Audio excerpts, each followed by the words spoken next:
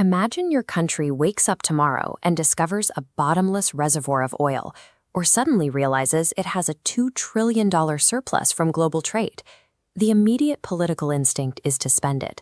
But if a government dumps $1 trillion directly into its own economy to build roads and hospitals, it floods the market with cash, triggering massive domestic hyperinflation that crashes the local currency.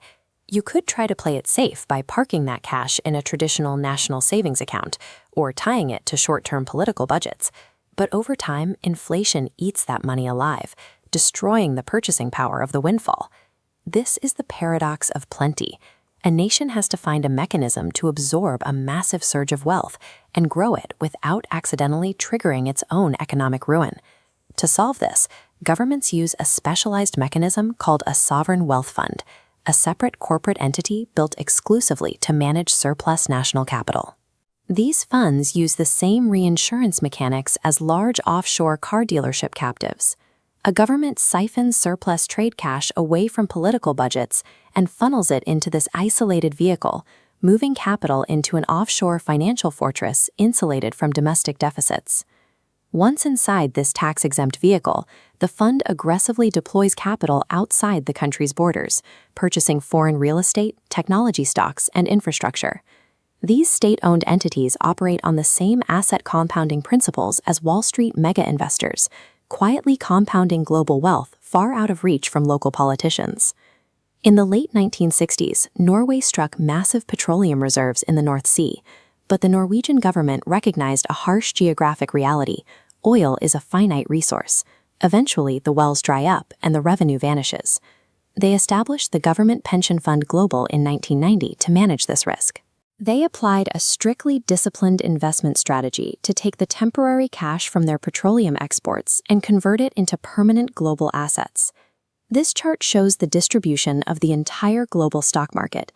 Norway's fund is currently valued at over $2.2 trillion, nearly $400,000 for every single Norwegian citizen. As you can see by this extracted slice, they own roughly 1.5% of all publicly listed companies on Earth. By investing entirely outside their borders, they successfully decoupled their financial security from the volatility of their local economy, turning a temporary blessing into an intergenerational financial fortress. The Middle East operates these funds under a different set of pressures. Despite having established giants like the UAE's trillion-dollar Abu Dhabi Investment Authority, Saudi Arabia faces a specific existential risk. Their entire economy is a monoculture, completely reliant on a single asset. To solve this, they use their public investment fund. Rather than patiently saving for the future through passive stocks, the Saudis operate their fund like an aggressive venture capital firm, deploying it to rapidly force a domestic economic transformation. They are actively trying to cure their dependence on oil by acquiring massive stakes in global sports leagues, video game publishers, tech startups, and electric vehicles. Saudi Arabia's $900 billion fund operates as a weaponized financial tool, engineered to buy an entirely new economy before the old one expires. How does a country establish a multi-trillion-dollar war chest if it doesn't have a single drop of oil? Singapore is a tiny island nation with virtually zero physical land or natural resources. This geographic vulnerability forces them to rely completely on an export-driven economy.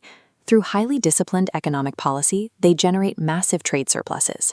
They harvest those foreign exchange reserves and feed the excess cash directly into state-run investment vehicles like GIC and Temasek. Today, GIC alone manages well over $1 trillion, deploying it into international real estate, early-stage tech startups, and massive infrastructure projects, securing a financial baseline completely independent of natural resources. Singapore demonstrates that a nation can generate extreme wealth and stability by prioritizing disciplined export compounding over domestic resource extraction. Central banks and private equity firms are no longer the sole market makers in the modern financial system. Sovereign wealth funds collectively control tens of trillions of dollars. They provide the capital to fund the tech startups building your apps, they finance the municipal infrastructure in your city, and they step in to stabilize global markets when the broader economy takes a hit. When a nation isolates its surplus wealth from short-term election cycles, the capital gains a compounding advantage that private firms or political budgets cannot match. They prioritize the wealth of their grandchildren over immediate political spending. Economic supremacy in the 21st century belongs to nation-states operating as multi-trillion-dollar corporate conglomerates. I want to hear from all of you. If your country suddenly established a trillion-dollar sovereign wealth fund tomorrow, what specific industry should they invest in to hedge against your biggest national weakness? Let me know down in the comments. If you found this breakdown helpful, hit that like button, subscribe to the channel, and turn on notifications so you never miss a deep dive into the forces shaping our global economy. Thanks for watching, and I'll see you in the next one.